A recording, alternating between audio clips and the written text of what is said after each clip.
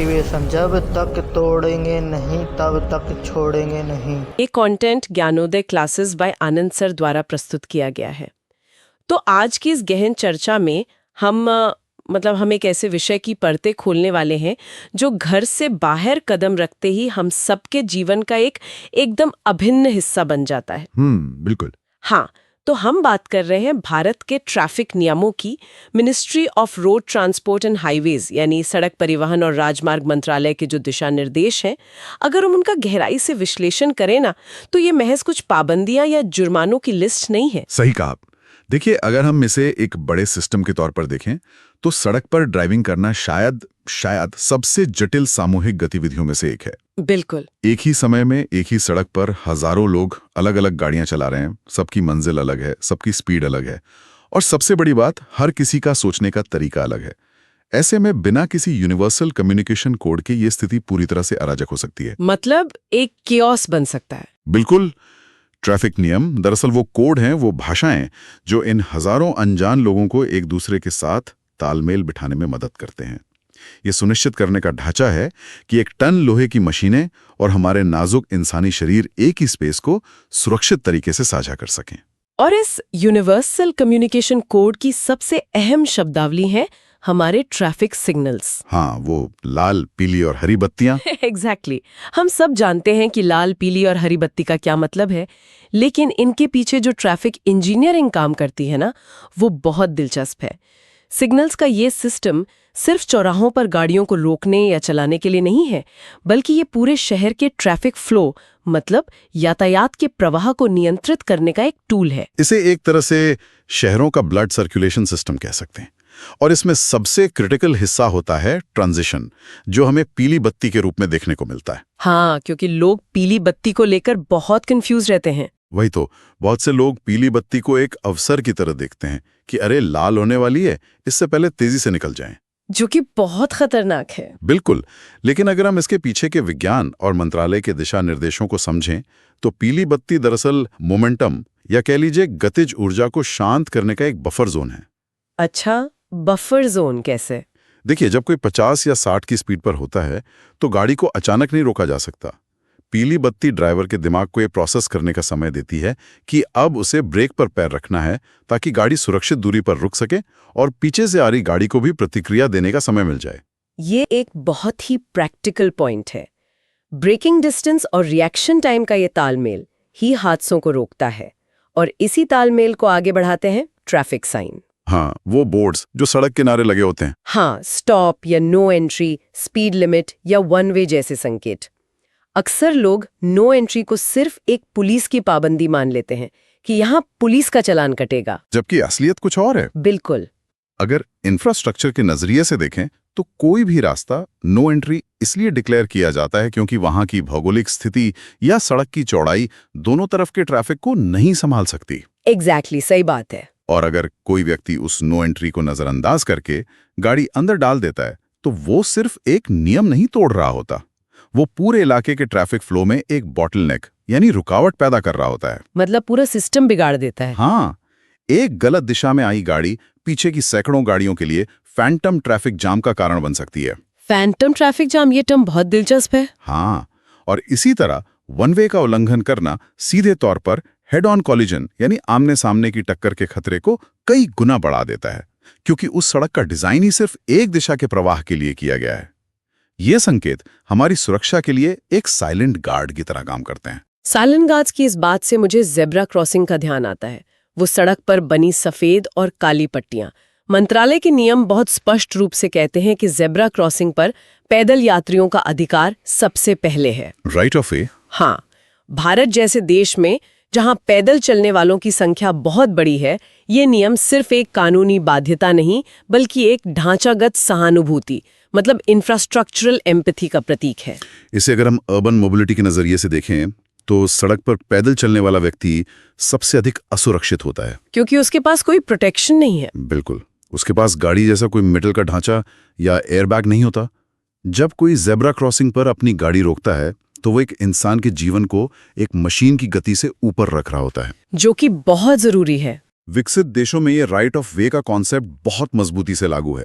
हालांकि हमारे यहाँ अक्सर भारी ट्रैफिक में इसे नज़रअंदाज कर दिया जाता है, लेकिन अगर हम इसके पीछे की साइकोलॉजी समझे तो ये नियम समाज के सबसे कमजोर और असुरक्षित वर्ग को सड़क पर सुरक्षित महसूस कराने के लिए बनाया गया है। ये सच में सोचने वाली बात है कि नियम कैसे हमारे सामाजिक रवैये को भी दर्शाते हैं। चलिए अब बात करते हैं उस चीज की जो गाड़ी के अंदर हमारे सीधे नियंत्रण में है। व्यक्तिगत सुरक्षा उपकरण। हाँ, 2 व्हीलर्स के लिए हेलमेट और 4 व्हीलर्स के लिए सीट बेल्ट। चालान से बचने के लिए इन्हें पहनना एक बहुत ही आम मानसिकता बन चुकी है। लोग पुलिस को देखते ही हेलमेट पहन लेते हैं। बिल्कुल यही होता है। लेकिन अगर हम क्रैश डायनामिक्स यानी दुर्घटना के विज्ञान की बात करें तो सीट बेल्ट कैसे काम करती है ये समझना जरूरी है। देखिए, दुर्घटना के समय फिजिक्स के नियम बहुत बेरहम होते हैं।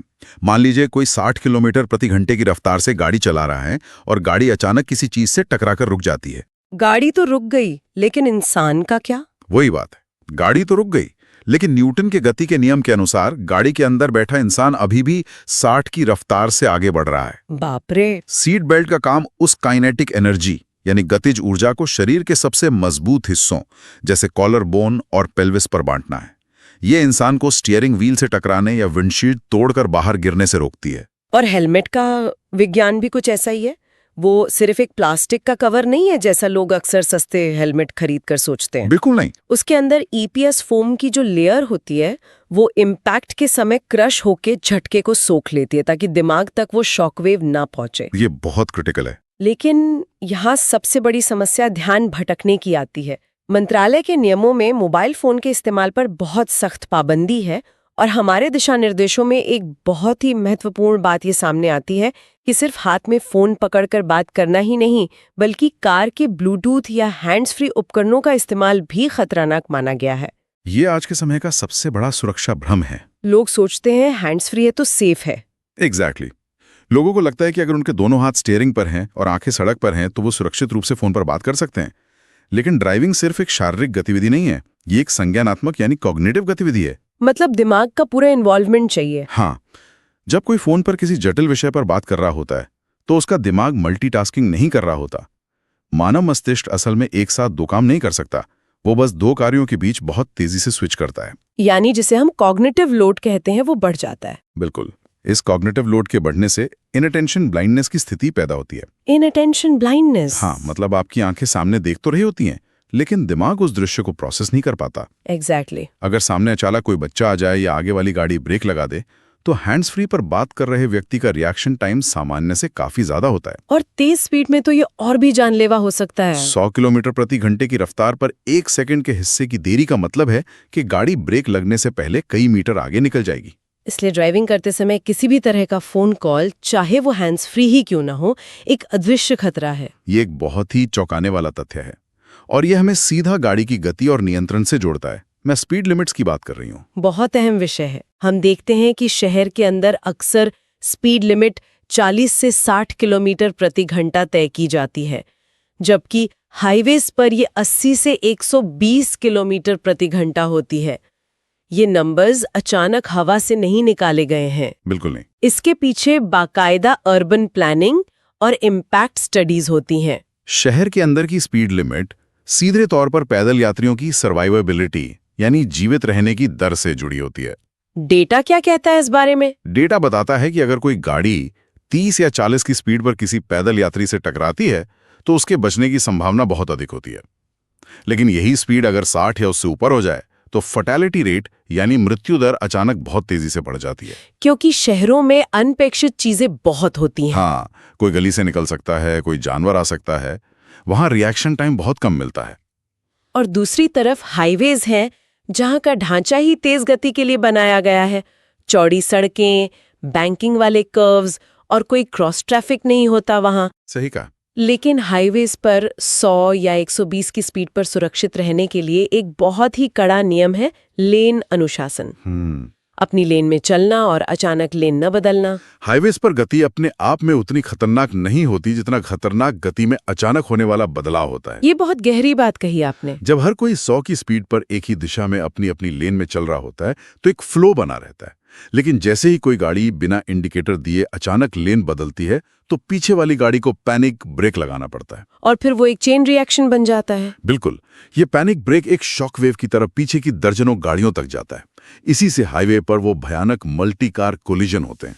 लेन डिसिप्लिन ये सुनिश्चित करता है कि हर गाड़ी के मूवमेंट का अनुमान लगाया जा सके, मतलब प्रेडिक्टेबिलिटी बनी रहे। हाँ। इंडिकेटर का इस्तेमाल पीछे वाले ड्राइवर को आपका इरादा बताने का तरीका है, जिससे वो अपनी स्पीड को एडजस्ट कर सके।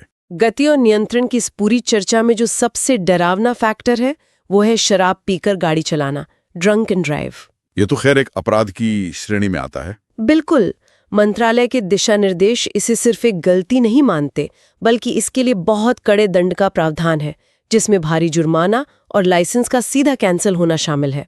और इसके पीछे की मेडिकल वजहें बहुत ठोस हैं। शराब सीधे हमारे सेंट्रल नर्वस सिस्टम यानी केंद्रीय तंत्रिका तंत्र पर हमला करती है।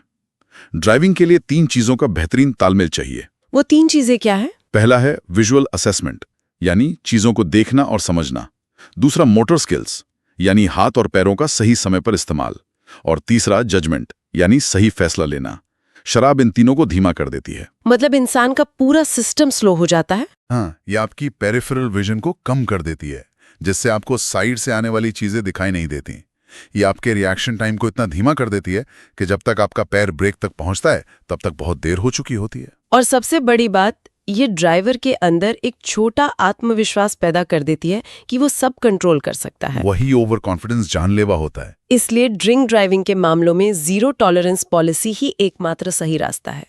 जब कोई शराब पीकर स्टीयरिंग पकड़ता है तो वो सिर्फ खुद के लिए खतरा नहीं होता, वो सड़क पर मौजूद हर उस व्यक्ति के लिए एक जानलेवा वेपन बन जाता है जो पूरी तरह से नियमों का पालन कर रहा है। इसी वजह से कानूनी तौर पर इसे इतना गंभीर माना गया है। लाइसेंस कैंसिल करने का मतलब ही यह है कि सिस्टम उस व्यक्ति को वाहन चलाने के अयोग्य मान लेता है। और इसी से जुड़ा है कागजी कार्रवाई और कानूनी दस्तावेजों का पहलू। ड्राइविंग लाइसेंस कोई पहचान पत्र मात्र नहीं है। हाँ, ये सिर्फ आईडी प्रूफ नहीं है। यह राज्य द्वारा दिया गया एक सर्टिफिकेट है कि यह व्यक्ति सड़क पर 1000 किलो की मशीन ले जाने के योग्य है, वह नियमों को समझता है और उसका विजन और फिजिकल फिटनेस सही है। बिना वैलिड लाइसेंस के गाड़ी चलाना इस पूरी व्यवस्था को नकारने के बराबर है। बिल्कुल। और सिर्फ लाइसेंस ही नहीं, मंत्रालय 4 प्रमुख दस्तावेजों पर जोर देता है। ड्राइविंग लाइसेंस तो आपकी व्यक्तिगत योग्यता का प्रमाण हो गया। दूसरा है गाड़ी की आरसी, यानी रजिस्ट्रेशन सर्टिफिकेट। आरसी क्या सुनिश्चित करती है? ये साबित करता है कि वाहन कानूनी रूप से आपका है, किसी अपराध या चोरी में शामिल नहीं है। इससे गाड़ियों की एक अकाउंटेबिलिटी तय होती है। और तीसरा है इंश्योरेंस। कई लोग सोचते हैं कि इंश्योरेंस सिर्फ अपनी गाड़ी के डैमेज को कवर करने के लिए होता है, जो कि एक बहुत बड़ी गलतफहमी है। हाँ, कानूनी तौर पर थर्ड पार्टी इंश्योरेंस इसलिए अनिवार्य है ताकि अगर आपकी गलती से किसी दूसरे व्यक्ति की प्रॉपर्टी या जान का नुकसान होता है तो उसे आर्थिक मुआवजा मिल सके। ये समाज को आर्थिक झटकों से बचाने का एक सेफ्टी नेट है। और चौथा सबसे अहम दस्तावेज है पीयूसी, यानी पोल्यूशन अंडर कंट्रोल सर्टिफिकेट। लोग इसे अक्सर भूल जाते हैं। ये अक्सर सबसे ज्यादा नजरअंदाज किया जाने वाला डॉक्यूमेंट है, लेकिन अगर हम पर्यावरण के नजरिए से देखें तो ये हमारी सामूहिक जिम्मेदारी है। लाखों गाड़ियां रोजाना सड़कों पर उतरती हैं। हाँ, अगर सब धुआं छोड़ने लगे तो क्या होगा? वही बात है, अगर हर गाड़ी तय सीमा से ज्यादा धुआं फेंकने लगे तो शहरों की हवा सांस लेने लायक नहीं बचेगी। पीयूसी ये सुनिश्चित करता है कि आपकी गाड़ी का इंजन सही से काम कर रहा है और वो हवा में खतरनाक गैसों का जहर नहीं घोल रहा है। ये सीधे तौर पर पब्लिक हेल्थ से जुड़ा मामला है। तो अगर हम आज की इस पूरी चर्चा के धागों को एक साथ पिरोएं तो ये साफ हो जाता है कि ministry of road transport and highways के ये नियम सिर्फ पुलिस के चालान से बचने के हैक्स नहीं है। बिल्कुल नहीं, ये एक पूरा साइंस है। चाहे वो सिग्नल्स की टाइमिंग हो, जेब्रा क्रॉसिंग पर रुकना हो, काइनेटिक एनर्जी से बचने के लिए सीट बेल्ट का इस्तेमाल हो, कॉग्निटिव लोड से बचने के लिए फोन को दूर रखना हो या अपनी लेन में सही स्पीड से चलना हो, ये सब मिलकर एक अदृश्य सेफ्टी नेट बनाते हैं। इस सिस्टम का अल्टीमेट गोल यही है कि जो व्यक्ति सुबह अपने घर से काम के लिए निकला है वो शाम को सुरक्षित अपने परिवार के पास वापस लौट सके। इस पूरी चर्चा को समेटते हुए मैं एक विचार जरूर सामने रखना चाहूंगा। जी बताइए। हम हमेशा ट्रैफिक और इंफ्रास्ट्रक्चर की शिकायत करते हैं, लेकिन जरा सोचिए, अगर कल सुबह से देश का हर एक नागरिक, हर एक ड्राइवर इन सभी नियमों का 100% पूरी ईमानदारी से पालन करने लगे तो क्या होगा? बहुत बड़ा बदलाव आएगा। अचानक लेन बदलना बंद हो जाए, हर कोई सिग्नल्स का सम्मान करें। आप देखेंगे कि शहरों का वो ट्रैफिक जाम जो हमारे घंटों बर्बाद करता है वो अचानक से खत्म हो जाएगा, क्योंकि ट्रैफिक का फ्लो स्मूथ हो जाएगा, हमारी यात्रा का समय कम हो जाएगा और दुर्घटनाएं भी तो कम होंगी। वही सबसे बड़ा पॉइंट है। और सबसे बड़ी बात, हर दिन जो आपातकालीन मामले अस्पतालों के ट्रॉमा सेंटर में पहुंचते हैं उनकी संख्या में नाटकीय चमत्कारी गिरावट आ जाएगी। ये सिर्फ एक कानूनी बदलाव नहीं होगा, ये हमारे समाज के काम करने के तरीके में एक बहुत बड़ा शिफ्ट होगा। ये एक बहुत ही पावरफुल विजन है, एक ऐसा शहर जहां सब एक दूसरे की सुरक्षा और समय का सम्मान करते हों, सिस्टम के साथ मिलकर चलते हों। अगर हम सब अपनी इस सामूहिक जिम्मेदारी को समझ लें तो सड़कों का नज़ारा सच में कुछ और ही होगा। इसी गहरे विचार के साथ हम आज की इस गहन चर्चा को यहीं विराम देते हैं। धन्यवाद। और हमारा एक ही मोटिवेशन, जब तक तोड़ेंगे नहीं तब तक छोड़ेंगे नहीं।